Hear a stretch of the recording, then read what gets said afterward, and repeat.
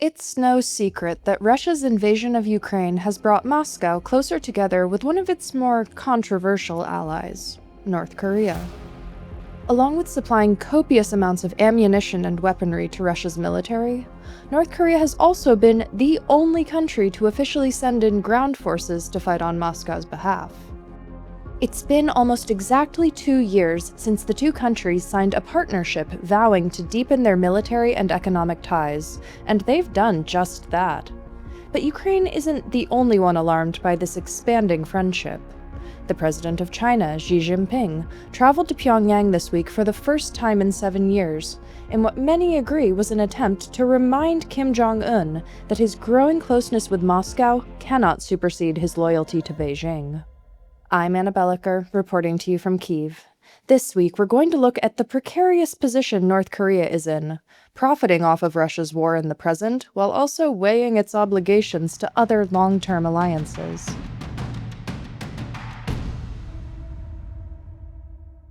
When Russia and North Korea signed their treaty on increased cooperation almost exactly 2 years ago, onlookers were worried about worst-case scenarios, like North Korea fueling the Russian war machine for extended years, or even sending its own troops in to fight. And those once dreaded possibilities have indeed come to pass, and have certainly shaped this war. The impact of North Korean weaponry and ammunition in particular has been tangible, as stated by Ukraine's now presidential office head, Kirill Budanov. Our biggest problem among all of Russia's allies is North Korea. The volume of military supplies it provides actually has a real impact on the intensity of combat operations. We identified this pattern a long time ago. It has been clearly established. Whenever a North Korean ship arrives with a shipment of ammunition, combat activity reaches peak intensity about 8 to 9 days later and remains significantly elevated for roughly 2 weeks. North Korea has sent an estimated 12,000 to 15,000 of its own troops to fight for Russia, at least 2,300 of which have likely been killed, a March investigation by the BBC found.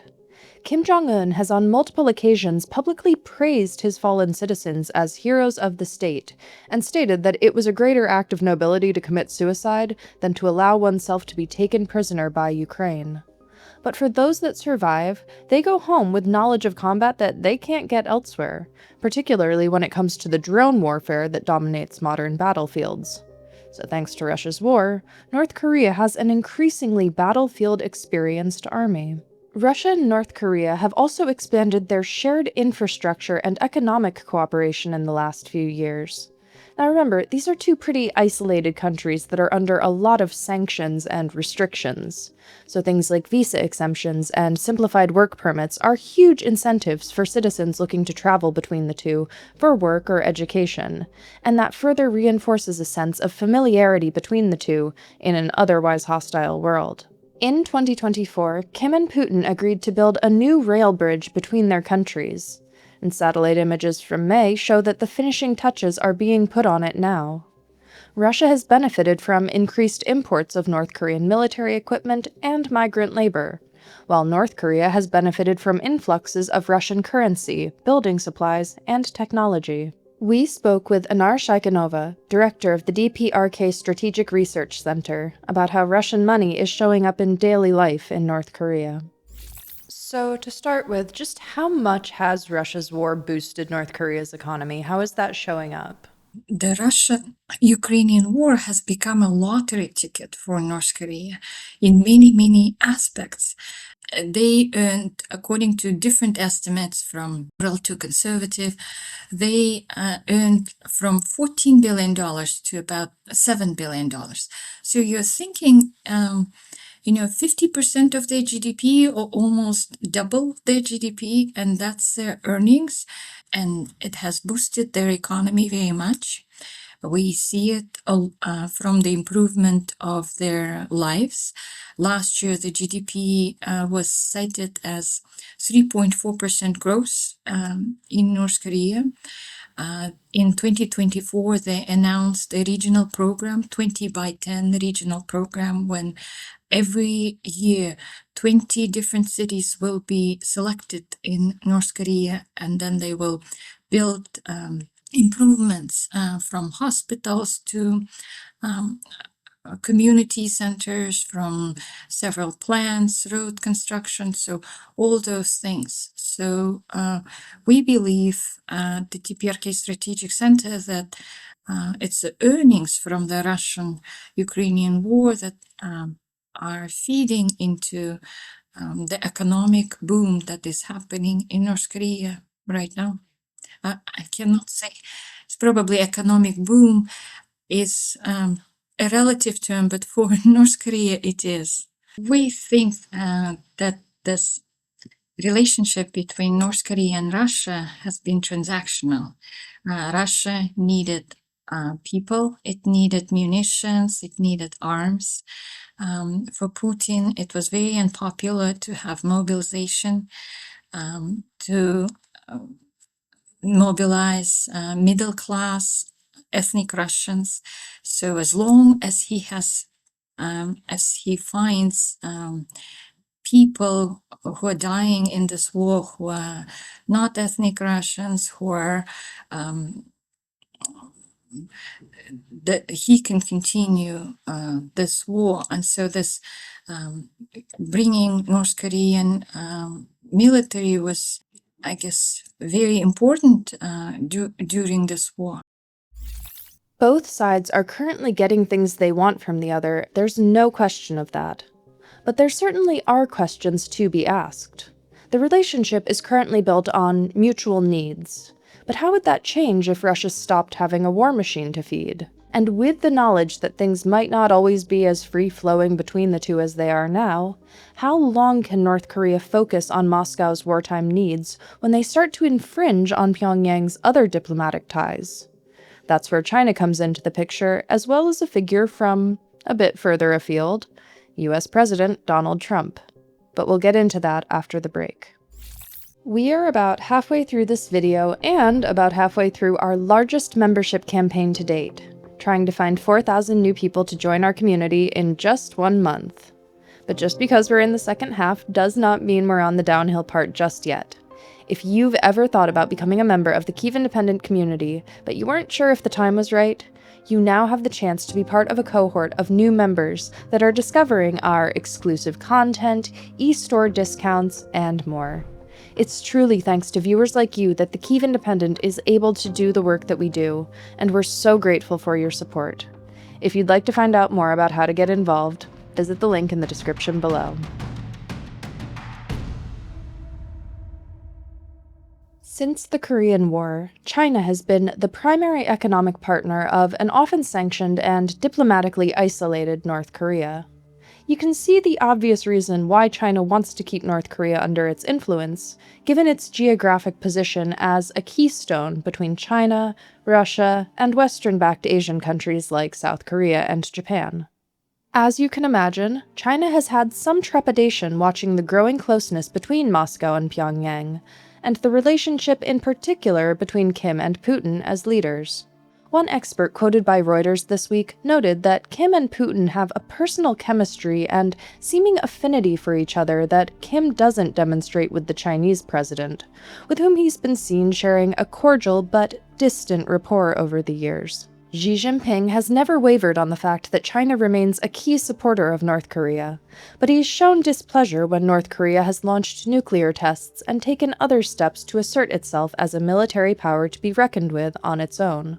China wants North Korea to stay in check, not necessarily to distinguish itself as a peer. Xi's visit to Pyongyang this week came ahead of the 65th anniversary of the 1961 Treaty of Friendship, Cooperation, and Mutual Assistance between North Korea and China, which is in fact China's only defense agreement with any other country. Many saw the timing of the trip as an attempt by China to validate its strong and durable connection to North Korea, and a chance for Xi to demonstrate respect for Kim's rule, while reminding him of who his longest-standing, if not currently closest, friends are. One sign that China is adapting its strategy towards North Korea is the way Beijing's wording around nuclear proliferation has changed. China has historically been so against nuclear proliferation on the Korean peninsula that it even supported UN sanctions against Pyongyang after it launched nuclear tests. But now that North Korea is demonstrating a degree of autonomy outside of China's influence, aligning itself heavily with another military superpower, China is walking back its straightforward discouragement of North Korean nukes in what seems to be a tacit acceptance that they're here to stay and getting rid of them isn't the main focus. Preserving loyalty, or what China refers to as regional stability, is instead the stated top priority. And this is where Donald Trump comes into the picture, or rather, tries to come into the picture. Because before Xi's visit to North Korea this week, some wondered if he was going with a secondary mission, to pass along a message to Kim from the American president, who reportedly wants to meet. Kim and Trump had several high-profile but ultimately not very productive meetings during Trump's first presidency in the late 2010s, but they haven't had any official contact since he returned to office last year. And this is because, unlike China, the US has refused to recant its hardline stance on stopping North Korean nuclear proliferation, and Pyongyang has declined to engage on any issues until the US removes that one from agendas. Trump and Xi met in mid-May, less than a month before this Kim and Xi meeting. And now that we're on the other side of both of those meetings, this is what we can see. Like he does with most leaders, Xi made Trump come all the way to Beijing to meet with him. The Chinese and American governments put out somewhat divergent statements afterwards, with the White House claiming that the two countries were committed to denuclearizing the Korean peninsula, and China failing to mention that issue at all. And then this week, Xi took the trouble to visit the North Korean leader in his own country, something that Xi rarely does for anyone, in a meeting that was clearly geared towards reaffirming North Korea's support, rather than applying pressure to achieve a specific end. If Xi made any kind of case for Kim reopening communication with Trump, it didn't make the news. All that is to say, the last few years of Russia's war have boosted North Korea's diplomatic position, but the future is far from set in stone, which is something China is well aware of.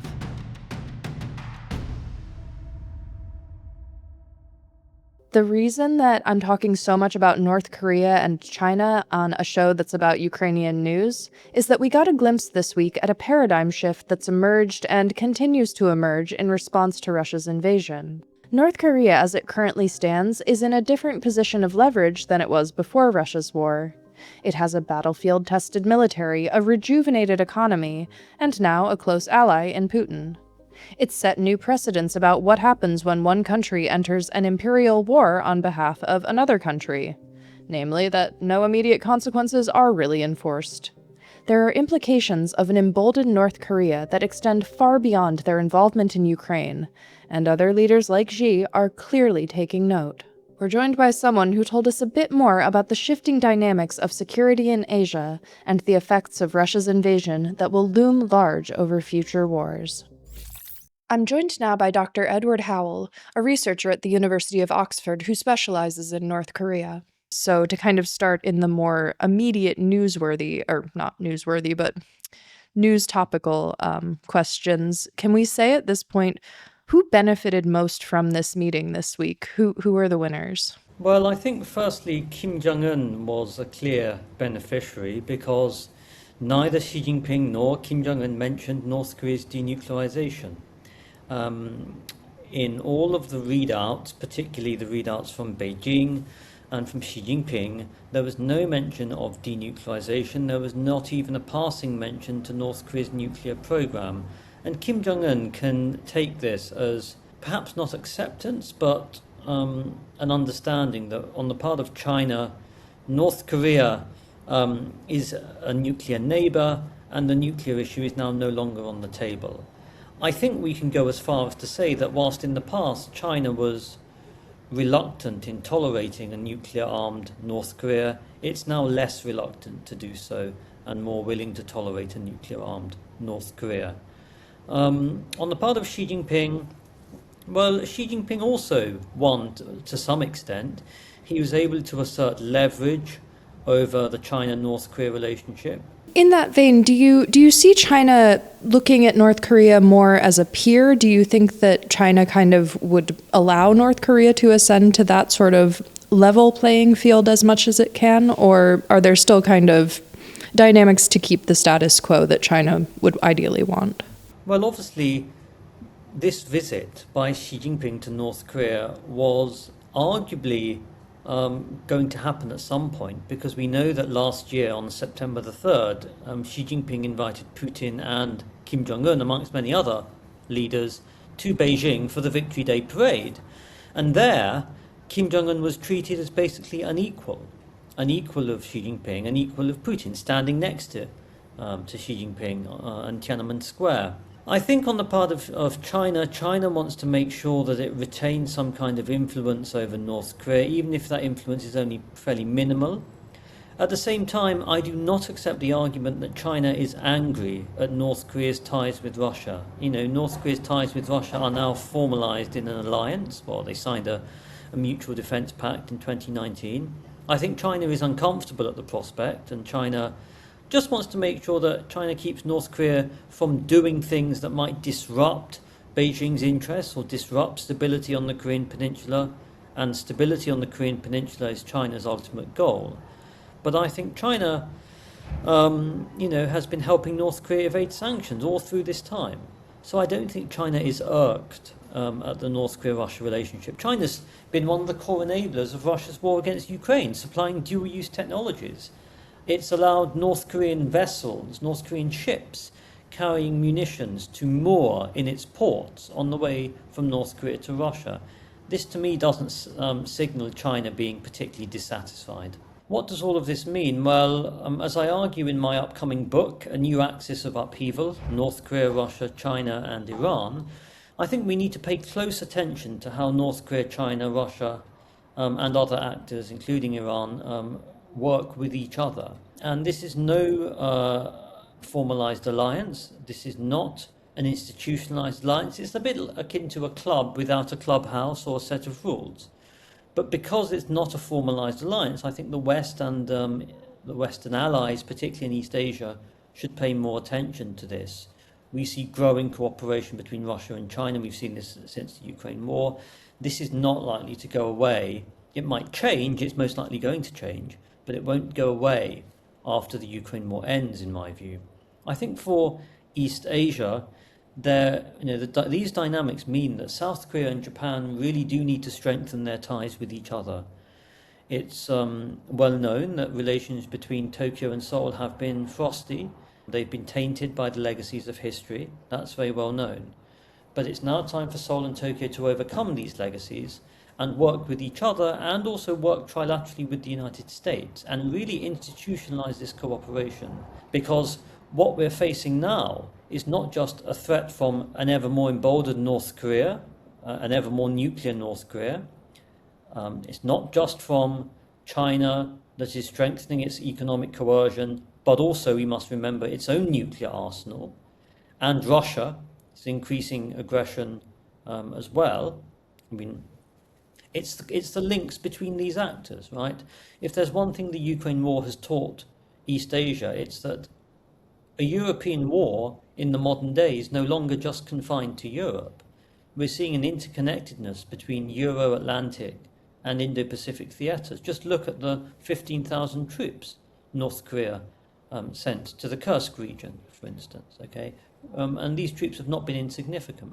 So that's the key lesson. At a time of interconnectedness of theatres of warfare, it's time that key actors, particularly allies of the West, not only continue to work with the US, but work with each other.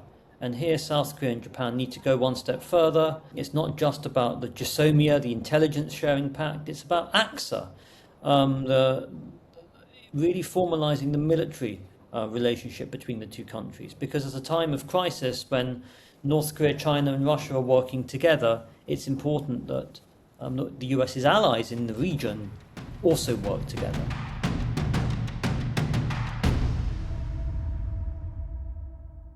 Hi, this is Tim Zadorozhny, an international politics reporter with the Kyiv Independent, and today we've got a question from our member that says, I keep hearing Ukrainian officials saying the war might be over by winter. Is that a realistic possibility? Well, at least that's something Ukrainian officials believe is a possibility, and let me explain why. So Vladimir Putin wants to capture Ukraine's Donbas region by September, according to Ukraine's military intelligence, And before that, he wanted to capture it by the end of 2025. And in Alaska, during their summit, he told Donald Trump that he's going to capture it by incoming month. So right now, there are no signs that Russia is going to capture it by September, and that's something Vladimir Putin wants to do before he starts a kind of ceasefire. That's one of his demands for Ukraine in the peace talks. You have to withdraw from the Donbas and then we can negotiate a ceasefire.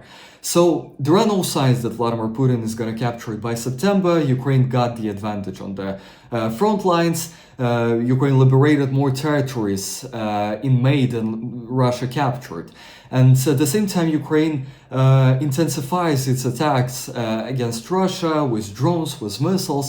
And even in his letter to Vladimir Putin, Zelensky said that you're in a position where you have to either escalate the war or basically end it. He said that the Russia's military and the Russian security service, the FSB, they lied to Putin that he might capture the Donbas by September, and it's basically not true.